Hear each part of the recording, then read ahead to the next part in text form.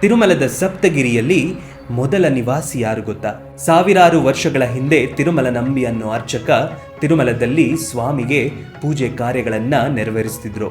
ಪ್ರತಿದಿನ ತಿರುಮಲ ನಂಬಿ ವೆಂಕಟೇಶ್ವರ ಸ್ವಾಮಿಗೆ ತಿರುಮಲದ ಬೆಟ್ಟವನ್ನ ಇಳಿದು ಪಾಪ ವಿನಾಶಿನಿಯಿಂದ ಒಂದು ಬಿಂದಿಗೆಯಲ್ಲಿ ನೀರನ್ನ ತಗೊಂಡು ಹೋಗ್ತಿದ್ದ ಅಭಿಷೇಕಕ್ಕಾಗಿ. ಹೀಗೆ ಒಂದು ದಿನ ಸ್ವಾಮಿ ಅಭಿಷೇಕಕ್ಕಾಗಿ ನೀರನ್ನ ತೆಗೆದುಕೊಂಡು ತಿರುಮಲದ ಬೆಟ್ಟವನ್ನ ಹತ್ತುತ್ತಿದ್ದ ತಿರುಮಲ ನಂಬಿಯ ಮುಂದೆ ಒಂದು ಬೇಟೆಗಾರ ಪ್ರತ್ಯಕ್ಷನಾಗ್ತಾನೆ. ಆ ಬೇಟೆಗಾರ ನನಗೆ ತುಂಬಾ ದಾಹವಾಗಿದೆ, ನೀರನ್ನ ಕೊಡಿ ಅಂತ ತಿರುಮಲ ನಂಬಿಗೆ ಕೇಳಿದಾಗ, ತುಂಬಾ ದೂರದಿಂದ ಈ ನೀರನ್ನ ತಂದಿದ್ದೀನಿ, ಇದು ಸ್ವಾಮಿಯ ಅಭಿಷೇಕಕ್ಕಾಗಿ ಬೇಕಾಗಿದೆ, ಕೊಡಲಾರೆ ಅಂತ ಮುಂದೆ ಸಾಗ್ಬಿಡ್ತಾನೆ. ಆಗ ಆ ಬೇಟೆಗಾರ ತಮ್ಮ ಬಿಲ್ಲು ಬಾಣದಿಂದ ತಿರುಮಲ ನಂಬಿ ಹೊತ್ತು ಹೋಗ್ತಿದ್ದ ಬಿಂದಿಗೆಗೆ ಗುರಿ ಮಾಡಿ ಹೊಡಿತಾರೆ. ಅದರಿಂದ ಬಂದ ನೀರನ್ನ ಕುಡಿದು ದಾಹವನ್ನ ನೀಗಿಸ್ಕೊಂತಾರೆ. ತಿರುಮಲ ನಂಬಿ ಮುಂದೆ ಸಾಗುವಾಗ ಅವನು ಹೊತ್ತಿದ್ದ ಬಿಂದಿಗೆಯ ಭಾರ ಕಡಿಮೆ ಆಗಲು ಶುರುವಾಗುತ್ತೆ.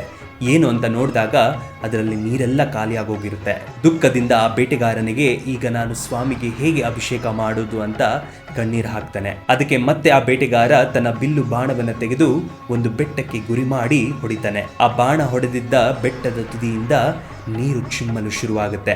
ಒಂದು ಜಲಪಾತವೇ ಸೃಷ್ಟಿಯಾಗೋಗುತ್ತೆ. ಇದೇ ಜಲಪಾತ ನಾವೀಗ ತಿರುಮಲದಲ್ಲಿ ಕಾಣೋ ಆಕಾಶಗಂಗೆ. ಇದನ್ನ ಕಂಡ ತಿರುಮಲ ನಂಬಿಗೆ ಆಶ್ಚರ್ಯವಾಗುತ್ತೆ.